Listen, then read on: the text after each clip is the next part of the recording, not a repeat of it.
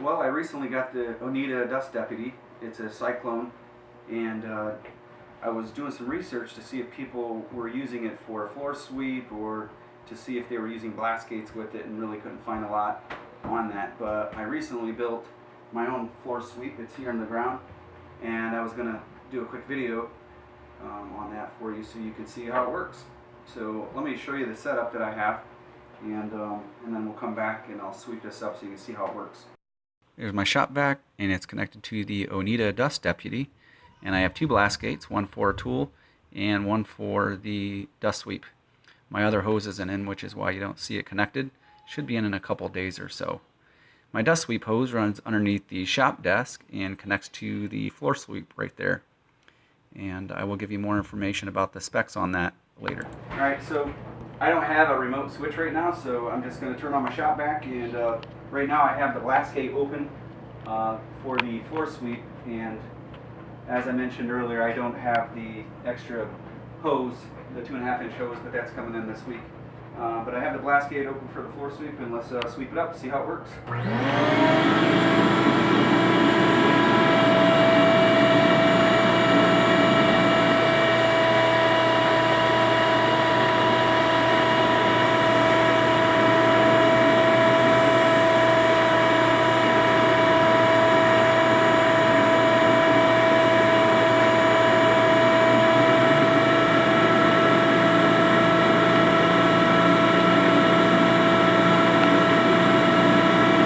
You can see all the sawdust is swept up and there's nothing left. Alright, so I mentioned when I was done with sweeping up the dust, I would give some more information about the floor sweep. So I did this video because when I bought the Oneida, I was doing some research to see if anyone had any multiple pieces of equipment hooked up to it from their shop, and I didn't see any really that did a good job explaining connecting multiple pieces of shop equipment to it, or even a floor sweep, which is what I wanted the most. Sorry, I'm in the basement. My furnace just kicked on. We just moved in here not long ago, so that's why you see some things kind of organized over in the corner where the shop vac and the Oneida is at. But anyways, the hoses and the collection parts that I got was all from Woodcraft. I find that they have the best prices and the best quality. The hoses are all 2.5-inch coming off of the Oneida. You might find some problems making the connection off the Oneida, but once you get off the Oneida into your hoses, from there you're pretty good.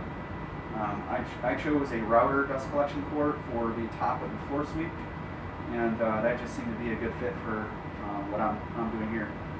The floor sweep is about 7 inches deep, or about 7.5 actually, and 14 inches wide.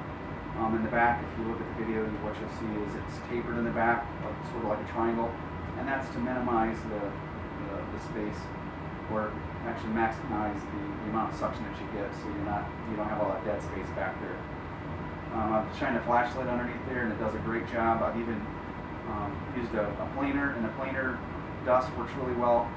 And I haven't found anything sawdust or wood chip related that it doesn't do a good job. Obviously, you're not going to want to sweep up chunks of wood or metal.